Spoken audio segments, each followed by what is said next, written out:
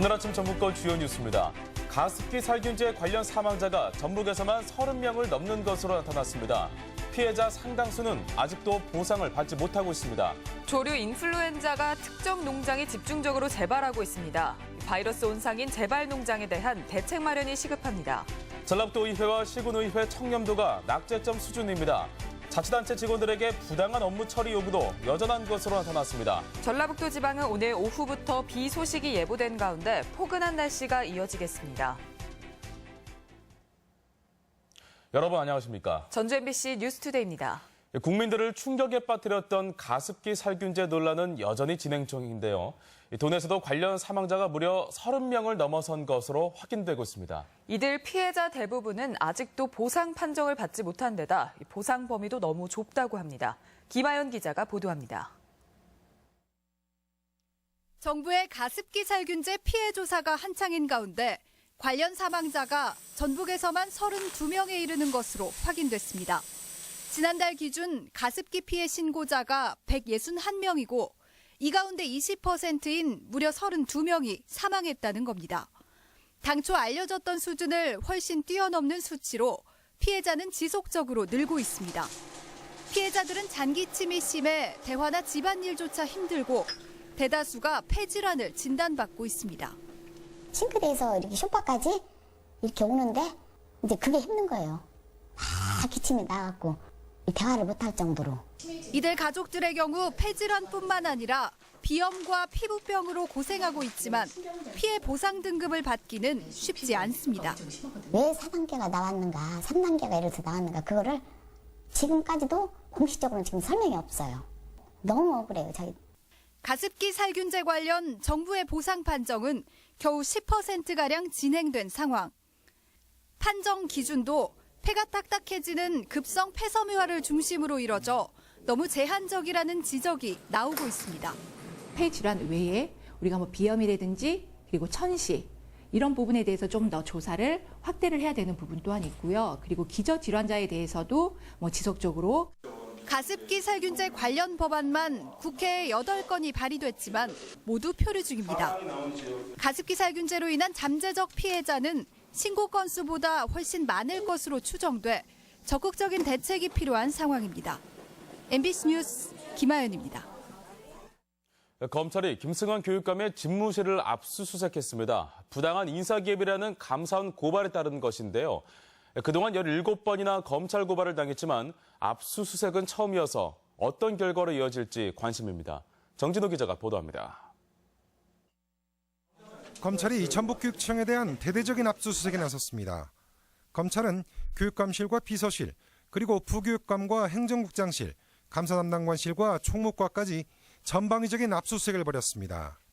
교육감이 4급 승진 대상자들의 근무 성적 순위를 바꾸는 방법으로 승진 인사에 개입했다는 감사원의 고발에 따른 것입니다.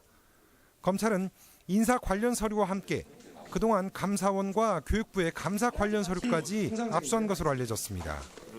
이에 대해 김승환 교육감은 다른 교육청에서도 비슷한 사안이 있었지만 행정 조치로 끝났다며 고발 주체인 감사원의 감사가 표적 감사라고 주장했습니다. 오히려 교육청 인사가 투명하고 깨끗했다는 사실을 확인하는 계기가 될 것이라고 말했습니다. 검찰의 고발한 상태를 이제 지켜봐야 되는 거죠. 깨끗하게 벗겨진 다음에 그때 이제 무고로 고소를 할 수 있는 거죠. 교육감의 인사 개입 의혹 수사는 대가성이 있었는지, 승진 대상자에 대한 교육감의 의견 제시가 적법했는지 여부가 관건이 될 전망입니다. MBC 뉴스 정진호입니다. 도내 일선학교의 우레탄 트랙 철거 공사가 내년 상반기에나 마무리될 전망입니다. 전북교육청에 따르면 납 같은 유해 성분이 기준치를 초과한 우레탄 트랙이 설치된 96개 학교 가운데 77%인 81곳은 철거가 끝났고 나머지 15곳은 내년 초에 공사를 시작해 상반기 안에 완료될 것으로 보입니다.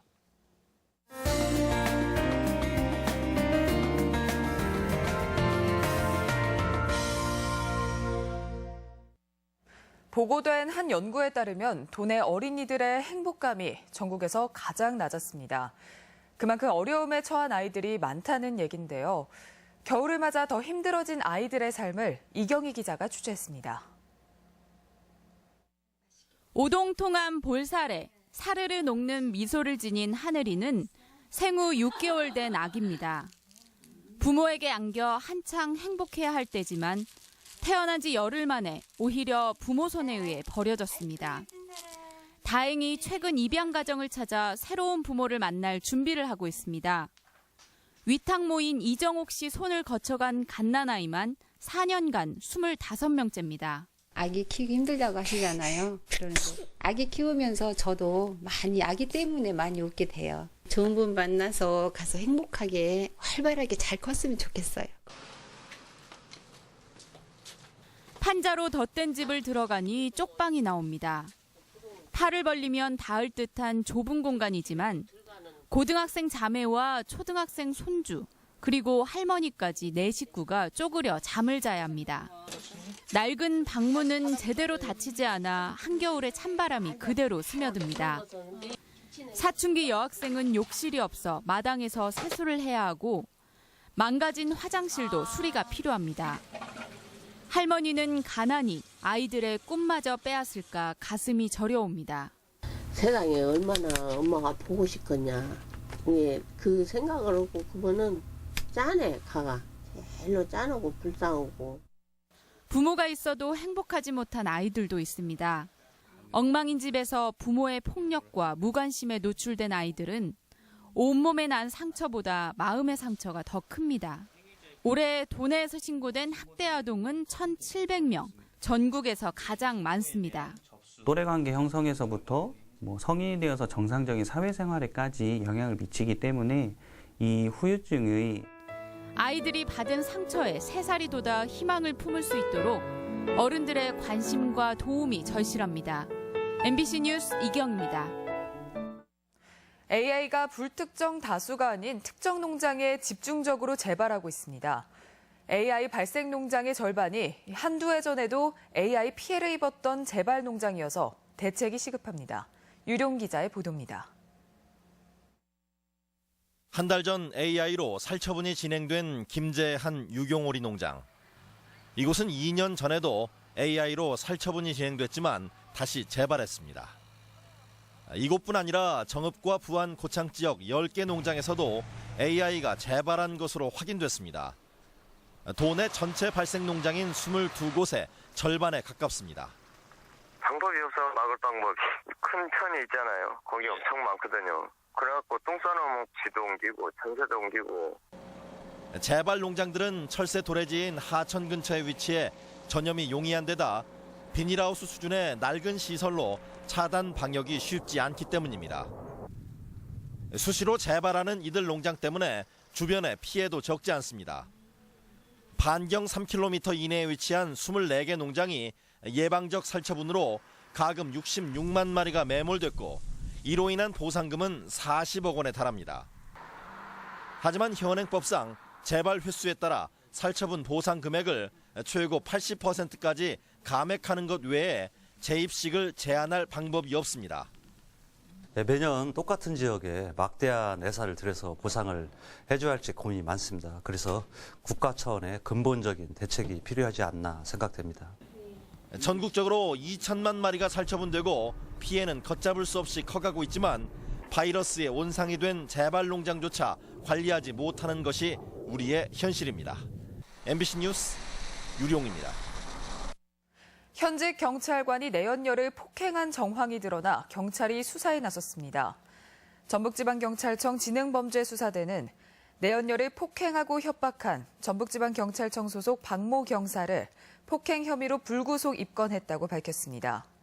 경찰에 따르면 박 경사는 3년 전부터 교제해온 내연녀와 최근 사이가 벌어지면서 상습적으로 폭행한 혐의를 받고 있습니다. 국민권익위원회 조사 결과 전라북도 의회와 도내 시군의회 청렴도가 낙제점 수준이었습니다. 자치단체 직원들에게 부당한 업무 처리 요구도 여전한 것으로 나타났습니다. 이종휴 기자입니다. 전라북도 의회 모 상임위원장은 몇 달 전 해외 연수 과정에서 동료 의원들의 비용 일부를 대줘 선관위 조사를 받은 뒤 위원장에서 물러났습니다. 또 다른 의원은 학교의 시설 개선 공사를 추진하면서 업체 선정에 관여했다는 의혹 속에 수사를 받고 있습니다. 잊을만 하면 비리가 터져나오는 지방의회에 대해 시민들은 어떤 생각일까? 좀 나오는 보도들을 보면 뭐 거의 연루된 사람들도 많고 하다 보니까 아직은 좀 부족하다고 많이 생각합니다. 국민권익위원회 조사에서 이 같은 결과가 그대로 드러났습니다. 10점 만점으로 청렴도를 평가했는데 전북 도의회는 6.0을 받아 전국 17개 광역의회 가운데 8번째였습니다. 익산시의회는 5.87, 군산시의회는 5.71점을 받아 조사 대상 전국 시군의회 29개 가운데 22위와 24위로 최하위권이었습니다. 특히 자치단체를 상대로 부당한 요구가 많았는데 지자체 직원들 가운데는 지방의원들의 부당한 업무 처리 요구를 경험했다는 응답이 20.7%나 됐고 특정인에게 혜택을 주기 위한 압력이 16.4%, 물품 납품과 업체 선정에 관여하는 경우도 있었다는 응답이 줄을 이었습니다. 과태료에 대해서 부당하게 봐달라고 하거나 각종 인허가에 있어서 어떤 혜택을 달라고 하는 의원들의 어떤 요구가 다반사로 이루어지고 있는 것이 현재 실정입니다. 지방의회 출범 25년, 성년을 훌쩍 넘겼지만 지방의원들의 청렴도와 자질 문제는 여전히 낙제 수준입니다. MBC 뉴스 이종휴입니다. 전주시 의회가 절차를 어긴 기금 8건을 심의하지 않았습니다. 시의회는 시가 제출한 노인복지기금과 폐기물 시설 주민지원기금 등 8건이 기금 운영이 심의를 거치지 않고 제출돼 절차상 문제가 있다며 의장 직권으로 상정하지 않았습니다. 전주시는 절차를 보완해 내년 2월에 기금안을 다시 제출하기로 했습니다. 전주시 내년 예산이 1조 4,300억 원으로 확정됐습니다. 전주시의회는 어제 일반회계 1조 2,192억 원, 특별회계 2,111억 원의 규모의 내년도 예산안을 의결하고 올해 의정 활동을 마무리했습니다. 시의회는 올해 11차례 회의에서 안건 214건을 처리했습니다.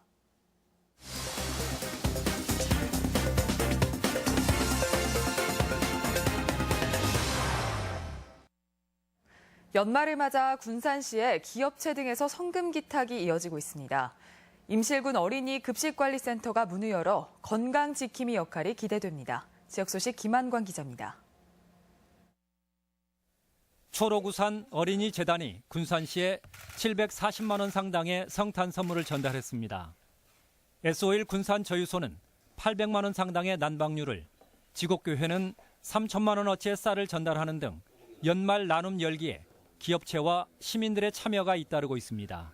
어려울 때일수록 더 어려운 이웃이 이웃을 돌보는 그런 사회 분위기, 그런 지역 공동체를 만들어 나가는 게 여러분들의 소중한 정성을 저희들은 기대하고 있습니다. 임실군이 이도리 소재 KT빌딩에 어린이 급식관리센터를 개관했습니다.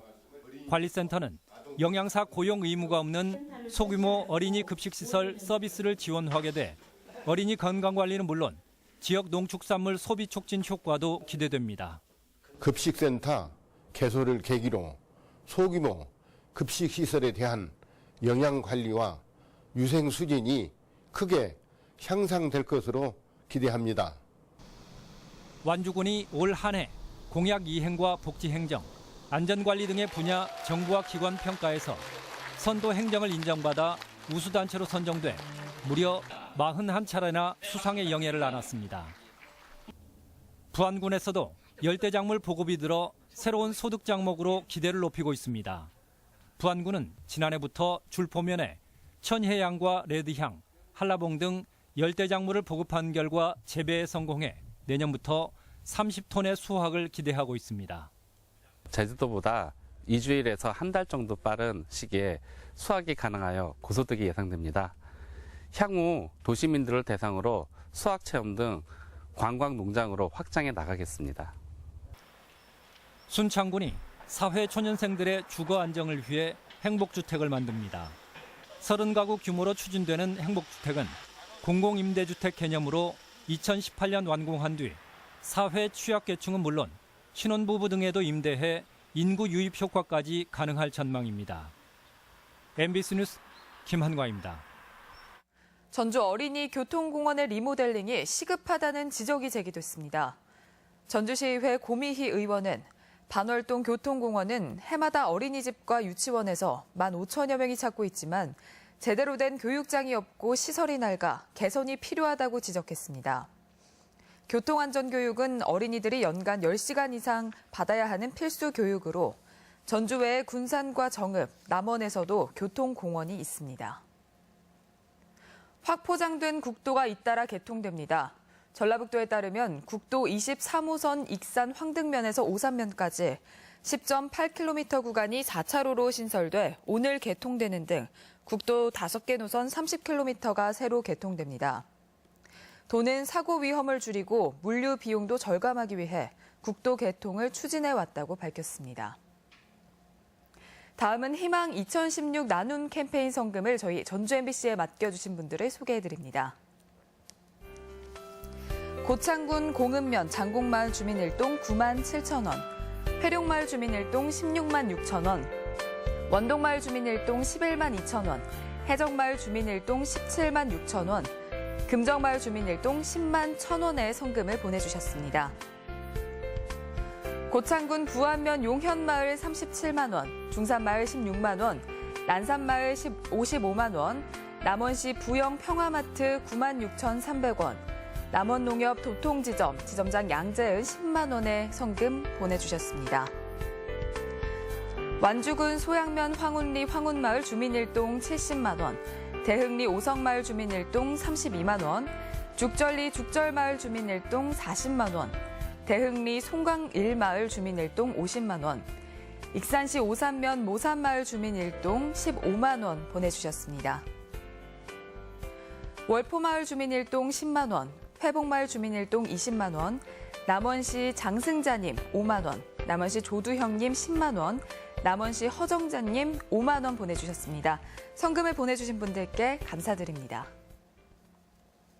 우리 지역 행사와 문화 소식입니다. 국민민속국악원은 오늘 예원당에서 올 한 해 대표작을 선별해 선보이는 동지맞이 송년국악잔치를 갖습니다. 고창의 국악인들이 한자리에 모이는 송년국악잔치가 오늘 독리국악당에서 펼쳐집니다. 피라모닉 첼리스트 앙상블의 정기 연주회가 오늘 우진문화공간에서 있습니다. 한국전통문화전당은 오늘까지 한옥마을 내 관광 안내소 앞마당에서 과거 규방 소품과 가구 등을 선보입니다. 원화회 정기 연주회가 전북도청 기획전시실에서 열리고 있습니다. 전주시는 오늘 한지산업지원센터에서 김치를 활용한 한옥마을 음식 관광산업화 포럼을 진행합니다. 군산 상업고등학교 출신 6.25 참전 호국 영웅을 기리는 추모비 개막식이 오늘 교정 내에서 있습니다. 김제 사랑장학재단은 오늘 시청에서 고등학교 3학년을 대상으로 꿈키움 진로 콘서트를 진행합니다. 풀꽃의 저자 나태주 시인과 함께하는 인문학 콘서트가 오늘 군산 시민예술촌에서 열립니다. 전주 MBC 건강 강좌가 오늘 전북대학교 병원에서 C형 간염 바로 알기라는 주제로 진행됩니다. 날씨입니다. 전라북도 지방은 오늘 오후부터 비 소식이 예보된 가운데 포근한 날씨가 이어지겠습니다.